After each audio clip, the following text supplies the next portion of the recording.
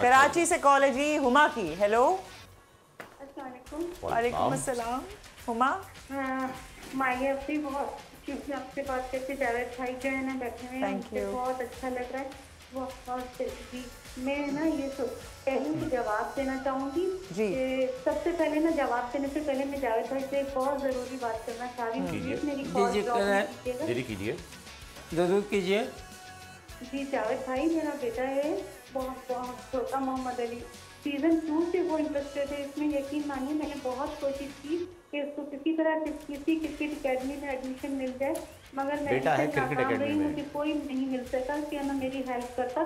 मेरे बच्चे की मुझसे मायूसी नहीं देखी जाती। प्लीज़ कोई ऐसा मुझे बताइए कि मैं उसको किसी एकेडमी में डालूँ और वो अच्छा प्लेयर बन जाए।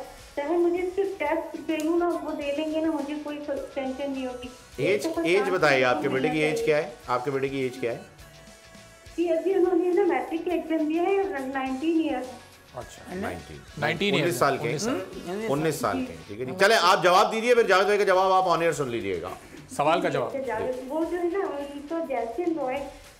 जैसन रॉय, ठीक है जी, थैंक यू उमा साहिबा।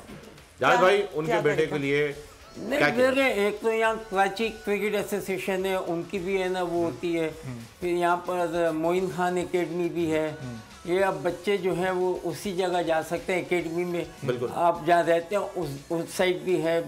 मोहम्मद अली शाह ग्राउंड पे भी है ना बच्चों की होती है।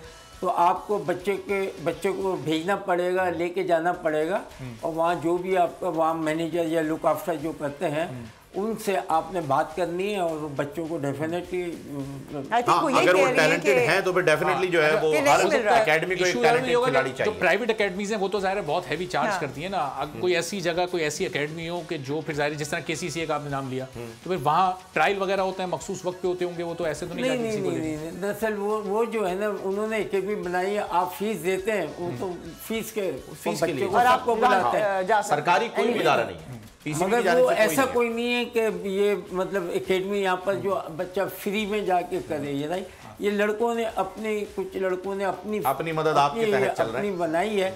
वो बच्चों का जो पैसे आते हैं उसकी वजह से गवर्नमेंट की तरफ से नहीं होनी चाहिए। पीसीबी की तरफ से वो लोग भी कमाते हैं। क्रिकेटर हैं बेचारों को मैं जॉब नहीं है, एकेडमी बनाई है, उनको कुछ बच जाता है, बच्चों को भी सिखाते हैं स्कूल।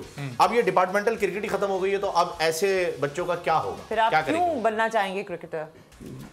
बस ये है ना, यही वजह है कि मेरी लड़ाई इतनी हुई थी जी इस सिस्टम के ऊपर कि आप सोच नहीं सकते। नहीं, I am the only person जिसने ना मैं लड़ा था कि यार ये आप वो बैंक और ये इदारों की क्रिकेट बंद नहीं करो।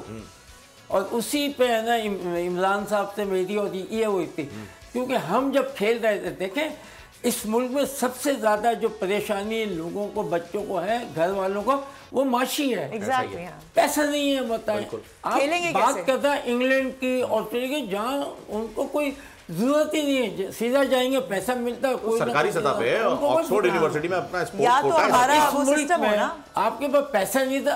अब जैसे इनका फोन अगर ये अफोर्ड नहीं कर सकते, वो बच्चा भी चाहता खेलना चाहता है, क्या करेंगे? टैलेंट रह गया घर में, ठीक है ना।